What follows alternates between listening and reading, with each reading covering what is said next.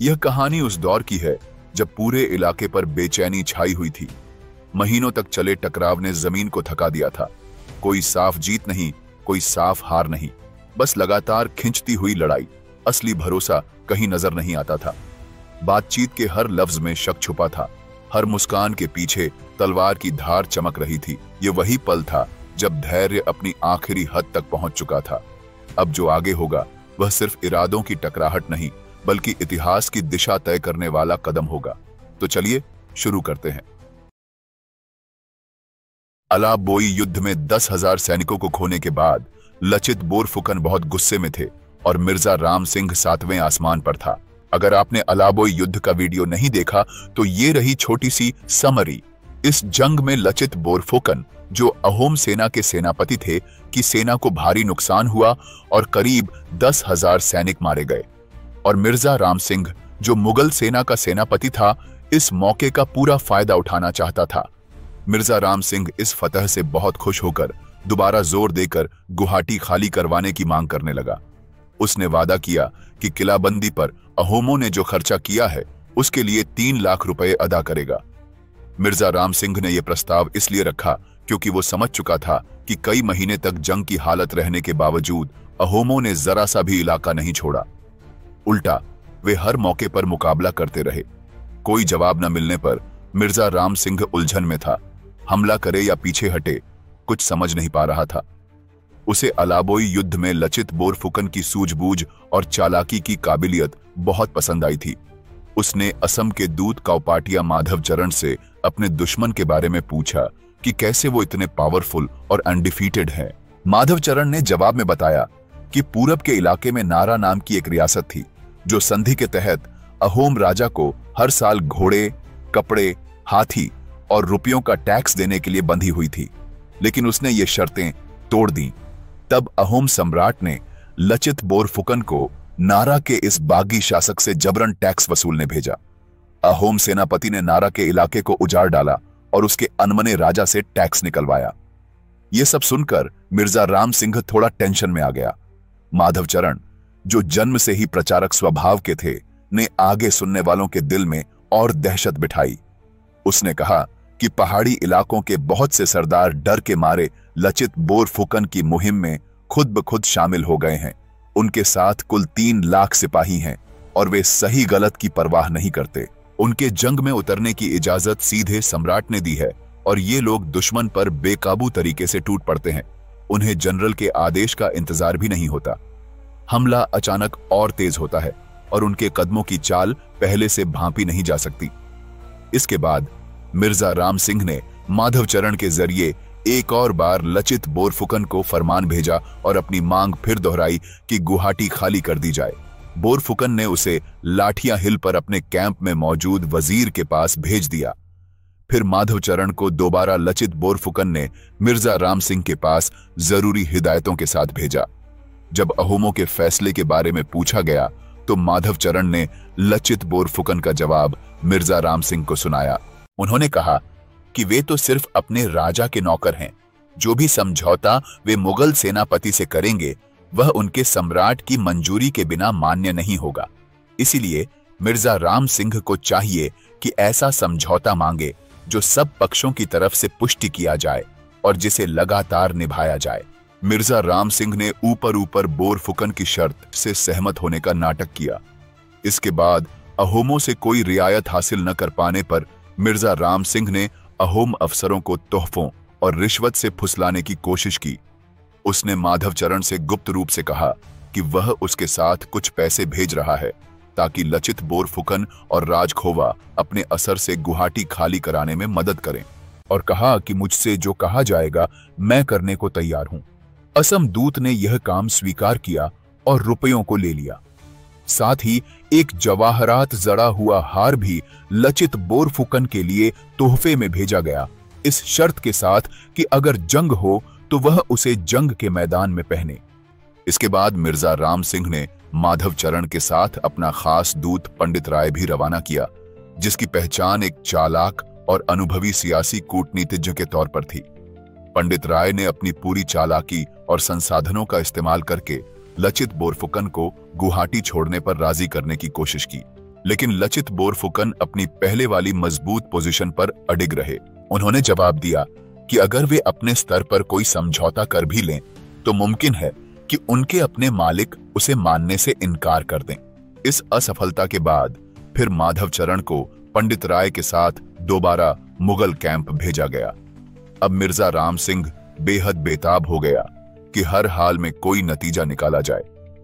पंडित राय ने उसे बताया कि हमला करने का सिर्फ एक रास्ता है और वो रास्ता है इताखुली में लचित बोरफुकन के मुख्यालय और कामाख्या पहाड़ी के नीचे के बीच रेत के टीलों में किलाबंदी में एक छोटा सा छेद है।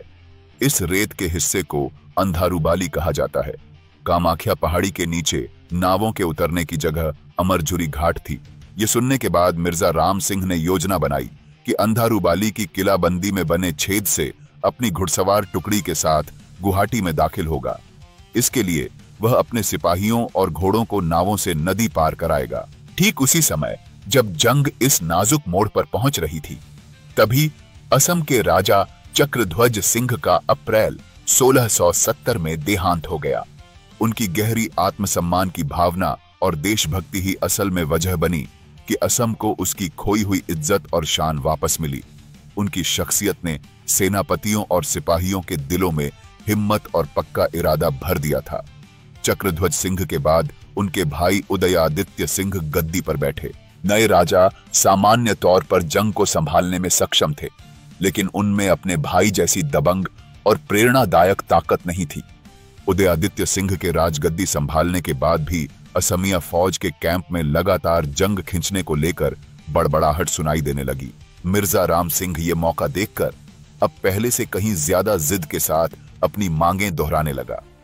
ये जिद देखकर असमिया सेनापतियों को यकीन हो गया कि मिर्जा राम सिंह तब तक सरहद नहीं छोड़ेगा जब तक उसकी मांगें पूरी न हो जाएं। उधर औरंगजेब का वो आखिरी हुक्म जो उसने मिर्जा राम सिंह को रवाना करते समय दिया था, असमिया कैंप में चारों तरफ फैल गया। कहा गया कि औरंगजेब ने मिर्जा राम सिंह से कहा था कि अगर वह अपना मिशन पूरा कर लेगा तो उसे उमराव बनाया जाएगा और कीमती इनाम मिलेंगे, लेकिन अगर नाकाम रहा तो उसका सिर कलम कर दिया जाएगा। इसके अलावा उसके बच्चों और घर वालों को भी उसके राज्य से दूर किसी जगह पर मार डाला जाएगा।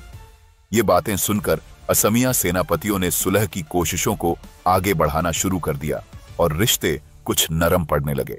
और यहीं से चालू हुई दोनों सेनापतियों के बीच मेंटल वॉर। अब इस बार मिर्जा राम सिंह ने 3 दूत भेजे, मीरा, रामहरि करजी और पंडित राय, एक खत के साथ जिसमें उसकी पुरानी मांगें दोहराई गई थीं। लचित बोरफुकन ने जवाब दिया कि अगर मिर्जा राम सिंह सच्चे दिल से अमन चाहता है तो उसे पंडित राय और मीरा को तोहफों के साथ वापस भेजना चाहिए। लचित बोरफुकन ने मिर्जा राम सिंह के लिए कुछ तोहफे भी भेजे। मिर्जा राम सिंह ने वादा किया कि वह पंडित राय और मीरा को वापस भेज देगा। यह प्रस्ताव असम दूत निम और रामचरण ने जाकर लचित बोरफुकन को सुनाया। इस बार असम दूतों का बेहद शान और शौकत से स्वागत किया गया। उन्हें सोने के प्याले में चंदन का लेप और चांदी की तश्तरियों में सुपारी पेश की गई। लचित बोरफुकन ने पंडित राय के लिए भी वैसा ही स्वागत करने का इंतजाम किया। जब राजा उदयादित्य सिंह को यह बात बताई गई तो उन्होंने भी सोने चांदी के प्याले, तश्तरियां और बर्तन तैयार करवाए। लेकिन मिर्जा राम सिंह अब पूरी तरह समझ चुका था कि ये सारी अमन की बातें और दूतों को बार बार इधर उधर भेजना असल मुद्दे को टालने के लिए किया जा रहा है। उसने निम और रामचरण से गुस्से में कहा कि दूत भेजने का सिलसिला खत्म ही नहीं हो रहा और हासिल कुछ नहीं। उसने फिर दोहराया कि लचित बोरफुकन गुवाहाटी उसे सौंप दे और सैयद सना और सैयद फिरोज के बेटे को रिहा करे। अगर वह इससे ज्यादा कुछ मांगेगा तो यह तलवार जो उसके हाथ में है उसका सर्वनाश कर देगी। और यह भी कहा कि उनकी 14 पीढ़ियां जहन्नुम में चली जाएंगी। मिर्जा राम सिंह ने यह भी जोड़ा कि अगर लचित बोरफुकन इस पेशकश से सहमत होते हैं तो उन्हें जो कुछ चाहिए होगा वह उन्हें दिया जाएगा। मिर्जा राम सिंह ने यह पैगाम निम और रामचरण के हाथ भेजा, लेकिन उनके साथ कोई मुगल दूत नहीं आया। लचित बोरफुकन ने यह प्रस्ताव गढ़गांव में राजा तक पहुंचाया, लेकिन राजा को लचित बोरफुकन का यह कदम मंजूर नहीं हुआ, क्योंकि यह प्रस्ताव सीधे मिर्जा राम सिंह के दूतों से पेश नहीं किया गया था। राजा ने लचित बोरफुकन को वह सामान भेजने से भी मना कर दिया जो उन्होंने पंडित राय के स्वागत के लिए तैयार करवाया था। कहा जाता है कि असम सेनापति लचित बोरफुकन समेत गुवाहाटी खाली करने के बारे में सोचने लगे थे। हालांकि इस फैसले की सही वजह कभी साफ नहीं हो पाई। प्रधानमंत्री बुरागोहेन ने इस प्रस्ताव से साफ इनकार कर दिया। उन्होंने कड़ा ऐतराज जताया और कहा कि अगर इस वक्त गुवाहाटी छोड़ना है तो इतने दिनों तक लड़ाई करने और अपने सिपाहियों व रसद का इतना नुकसान कराने का क्या मतलब था। और उन्होंने ये भी कहा कि मिर्जा राम सिंह ने अपनी मांगें, कस्में और वादे करके पेश की हैं, लेकिन वे बस राख की सड़क जैसी हैं। मान भी लें तो क्या यकीन है कि मुगल बादशाह औरंगजेब खुद मिर्जा राम सिंह के इस प्रस्ताव को मंजूर करेगा? और अगर मिर्जा राम सिंह की जगह असम मुहिम पर कोई और सेनापति आया तो क्या वह अपने पूर्ववर्ती की शर्तों को निभाएगा? तब क्या होगा? और अगर गुवाहाटी छोड़ भी दें तो कहां जाएंगे? फिर तो उन्हें गढ़गांव भी छोड़कर नमरूप में पनाह लेनी पड़ेगी। बुरागोहेन की यह राय राजा ने भी मंजूर कर ली और सम्राट के हुक्म के मुताबिक अहोम सेनापति लड़ाई के लिए तैयार बने रहे। इसी दौरान औरंगजेब ने अपने समुद्री अमीर मनोवर खान के भतीजे राशिद खान के हाथ से संदेश भेजा कि उसने मिर्जा राम सिंह को असम से लड़ने के लिए भेजा है, न कि वहां के लोगों से दोस्ती करने के लिए। मिर्जा राम सिंह ने इसका जवाब दिया कि उसने लड़ाई से किनारा नहीं किया, लेकिन हर कोशिश बेकार साबित हो रही है। यहां खेत खलिहान नहीं है, ऐसे में भाले, ढाल और बंदूक से लड़ना नामुमकिन है। उसने ये भी बताया कि असमियों ने दोनों किनारों पर अभेद दीवार जैसी मजबूत रक्षा कर रखी है, बस एक समुद्री जंग का ही इम्कान है। इसके बाद उधर दिल्ली से मिर्जा राम सिंह को और भी मनहूस खबर मिली। असम में उसकी गैर मौजूदगी का फायदा उठाकर गुस्से में औरंगजेब ने उसके बेटे कृष्ण सिंह को शेरों से भिड़ने का हुक्म दिया। कृष्ण सिंह ढाल और तलवार लेकर मैदान में कूदे, कुछ देर तक उन दरिंदों से लड़े और आखिरकार उन्हें मार गिराया। इस खबर पर मिर्जा राम सिंह की विधवा मां और उसकी बीवी ने एक चेतावनी भी लिखी। उसमें कहा गया कि औरंगजेब ने कृष्ण सिंह की मौत का इंतजाम किया था, उसे शेरों से भिड़वाकर। ऐसा है यह औरंगजेब। पिता और पुत्र ने जो फतहें उसकी तरफ से की, उनका यही सिला मिला है। अब असम की मुहिम से और किसी इनाम की उम्मीद रखना बेकार है। उन्होंने ये भी लिखा कि असम में हर जगह भक्ति कीर्तन और धार्मिक संगीत गूंजता है। वहां गायें, ब्राह्मण और वैष्णव लोग अमन चैन से रहते हैं। अगर उन्हें गैर हुकूमत के नीचे लाया गया तो अंजाम पहले से ही मालूम है। याद किया गया कि जब मीर जुमला ने असम पर हमला किया था तो वह ज्यादा दिन जिंदा नहीं रह सका, इसीलिए हर कदम सोच समझकर उठाने की जरूरत है। यह भी खबर आई कि औरंगजेब मिर्जा राम सिंह के बेटे को जबरदस्ती इस्लाम कबूल करवाना चाहता था, लेकिन कृष्ण सिंह ने इनकार कर दिया था। इस सब के बीच सरायघाट में असम की फतह की नींव रखी जाने लगी।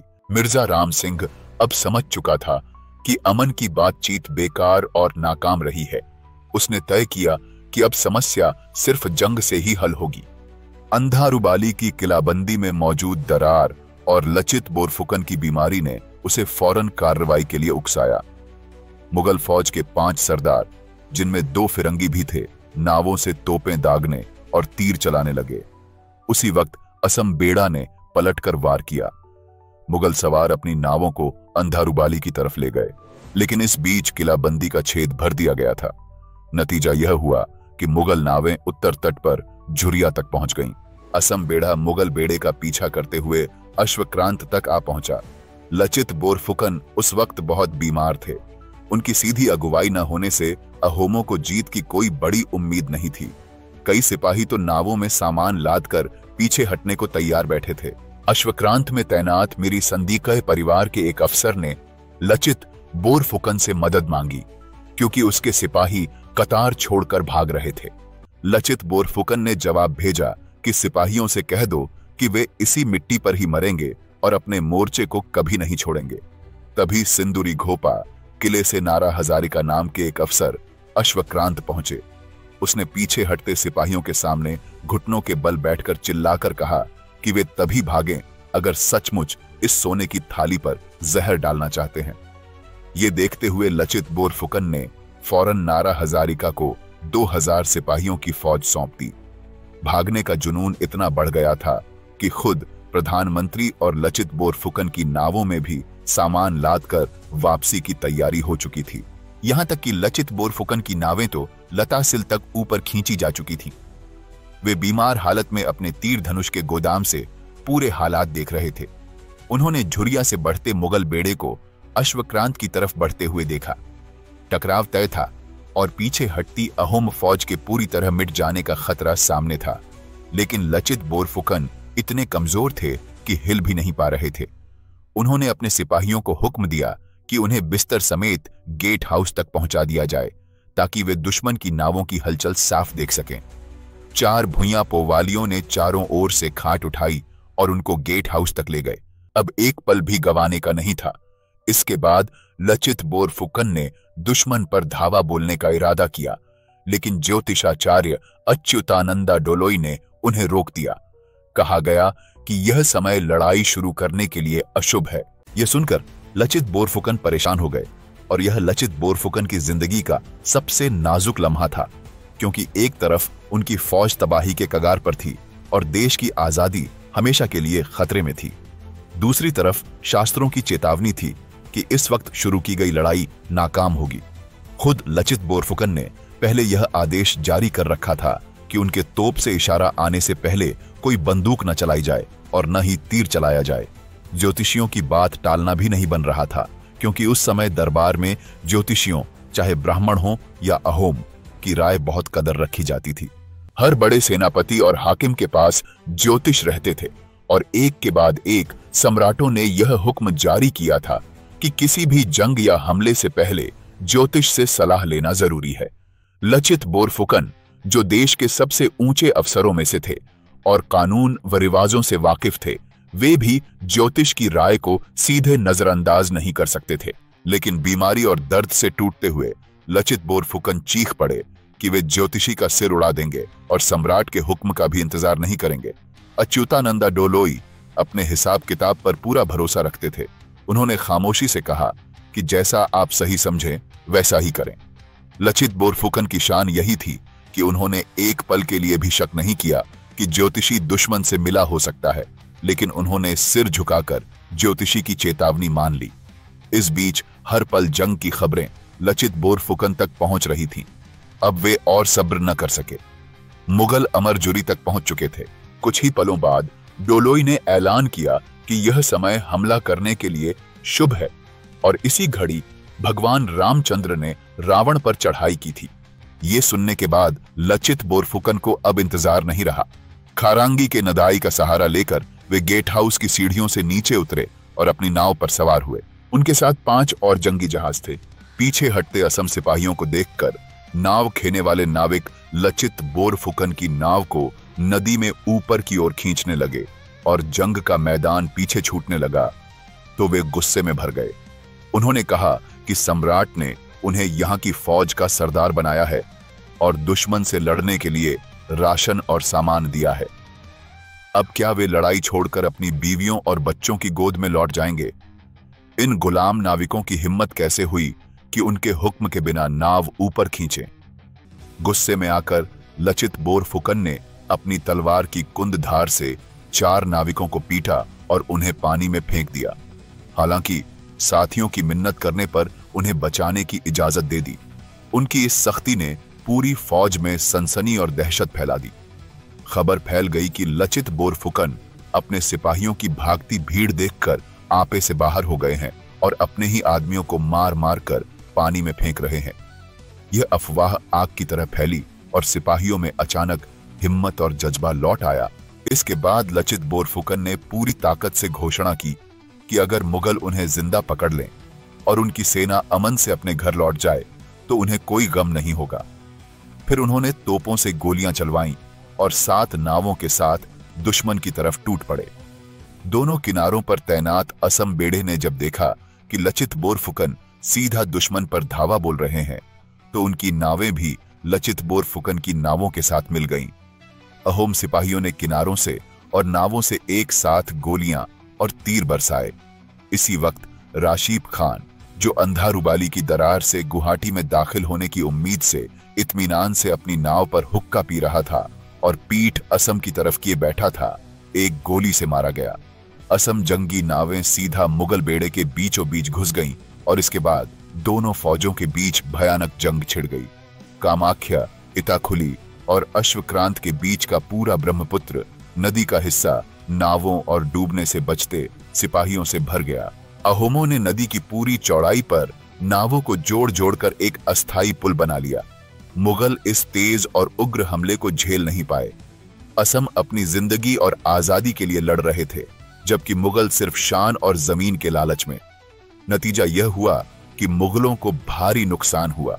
जो कुछ सिपाही बच पाए उन्हें असम ने 3 मील दूर पांडु तक खदेड़ दिया।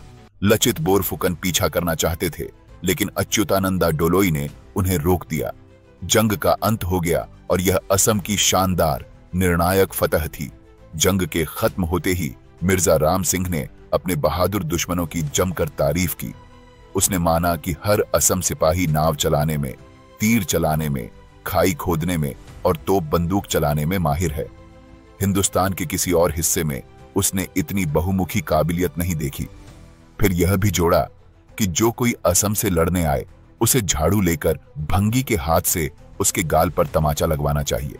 और आज भी बुजुर्ग लोग गुवाहाटी और उसके आसपास के इलाकों को सरायघाट कहते हैं। हालांकि असल में सराय तो केवल वही छोटा गांव था, अमिंग गांव, जो आज बंगाल असम रेलवे का स्टेशन है। गुवाहाटी और उसके आसपास तैनात अफसरों को हमेशा सरायघाटियां कहा जाता था और इस जंग में शामिल सेनापतियों को हमेशा के लिए सरायघाट के सपूत कहा जाने लगा। सरायघाट में अहोमों की इस जीत ने मिर्जा राम सिंह की सारी उम्मीदों को तोड़ दिया कि वह फिर से मुगल बादशाह की मेहरबानी हासिल कर पाएगा। वह बड़े वादों के साथ आया था कि असम के स्वर्ग महाराज को झुका देगा। आलमगीर नामा के लेखक ने असम के राजाओं की जो तारीफ की थी वह एक बार फिर सच साबित हुई। असम के राजा न कभी सर झुकाते हैं, न ही किसी ताकतवर बादशाह को कभी टैक्स या महसूल देते हैं। एक आधुनिक लेखक ने भी यही राय लिखी कि असम मुसलमानों के लिए वही थे जो पुराने रोमन साम्राज्य के लिए न्यूमिडियन और मॉरिटेनियन थे, यानी ऐसा कौम जिसे जंग में कभी हराया नहीं जा सकता।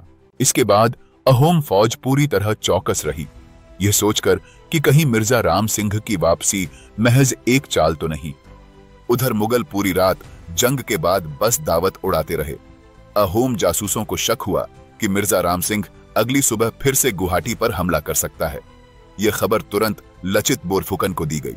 लचित बोरफुकन ने हर तरफ छोटे छोटे संदेशवाहक तैनात करने का हुक्म दिया ताकि दुश्मन की हर हरकत की खबर उन तक लगातार पहुंचती रहे। उन्होंने प्रधानमंत्री और दूसरे सेनापतियों को भी आदेश दिया कि हर वक्त जंग के लिए तैयार रहें। जब अच्युतानंदा डोलोई से मुगलों की असली नीयत पूछी गई तो उन्होंने आधे मजाक में कहा कि आज एक दिलचस्प नजारे का तमाशा देखने को मिलेगा। फिर जासूसों ने आकर बताया कि हमले का तो कोई सवाल ही नहीं। मुगलों ने अपने तंबू समेटकर नावों में लाद लिए हैं और वे नदी में नीचे उतरने की तैयारी कर रहे हैं। तब लचित बोरफुकन ने अपने सिपाहियों को हुक्म दिया कि दुश्मन का पीछा करो, लेकिन दूर से। उन पर गोलियां या तीर चलाकर तंग मत करो। जब वे मनहा की पुरानी हद तक पहुंच जाएं, तो वहां एक चौकी बनाकर सरहद की निगरानी करो। जो टुकड़ी इस काम पर भेजी गई उसने लचित बोरफुकन से कहा कि अगर हमला करें तो काफी रसद और सामान मिल सकता है। लेकिन लचित बोरफुकन वह इंसान नहीं थे जो अपने देश को किसी भागती हुई फौज की लूट से मालामाल करे। उन्होंने साफ कहा कि दुश्मन पूरे 1 साल लड़ा और अब हारकर बेइज्जती के साथ लौट रहा है। वे अपने राजा और मंत्रियों के नाम को इन भागते सिपाहियों की लूट से दागदार नहीं करना चाहते। लगभग 5 अप्रैल 1671 को मिर्जा राम सिंह ने दिल्ली की तरफ अपनी वापसी शुरू की।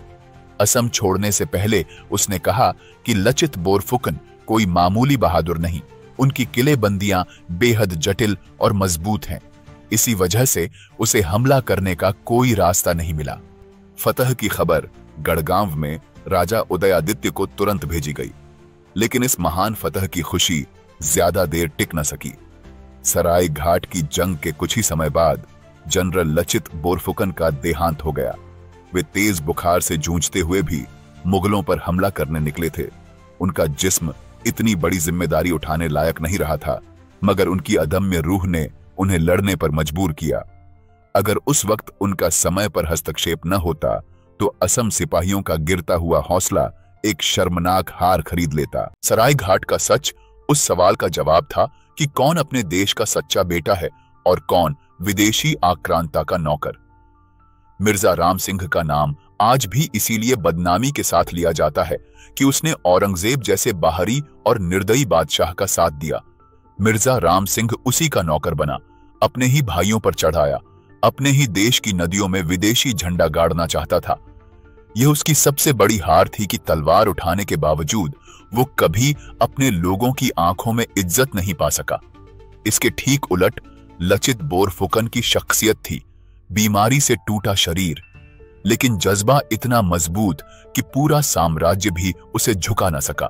उन्होंने रिश्वत ठुकराई, चालाकियां नाकाम की और साबित किया कि असली ताकत न दिल्ली के फरमानों में है, न ही सोने चांदी की लालच में, बल्कि उस मिट्टी के प्यार में है जहां इंसान जन्म लेता है। लचित बोरफुकन की लड़ाई केवल असम की हिफाजत नहीं थी, बल्कि हर उस जालिम और बाहरी ताकत के खिलाफ थी जो इस धरती की आजादी को कुचलना चाहती थी। इतिहास ने फैसला लिख दिया कि मिर्जा राम सिंह का नाम दिल्ली की गद्दी की छाया में गुम हो गया। औरंगजेब की तरह वह भी सिर्फ एक विदेशी आक्रांता का प्यादा बनकर याद किया जाता है, लेकिन लचित बोरफुकन का नाम अमर हो गया क्योंकि उन्होंने यह दिखा दिया कि देशभक्ति ही असली विरासत है। मुगल साम्राज्य ढह गया, औरंगजेब की कब्र पर सन्नाटा है, या फिर सिर्फ वही है जो धर्म के नाम पर उसको अपना हीरो मानते हैं। मिर्जा राम सिंह की हार भुला दी गई, लेकिन असम की हवा आज भी कहती है, लचित बोरफुकन जिंदा है, क्योंकि मातृभूमि के लिए लड़ी गई जंग कभी मरती नहीं। और अगर यह कहानी आपको हिला गई तो आपको अलाबोई की रक्त रंजित जंग जाननी चाहिए, रावल भीमदेव की वीरता देखनी चाहिए और राजा ललितादित्य के साहसिक अभियानों से रूबरू होना चाहिए। अगर आपको हमारा रिसर्च अच्छा लगे तो नीचे डिस्क्रिप्शन में दिए लिंक से सपोर्ट करें। जय हिंद, जय भारत।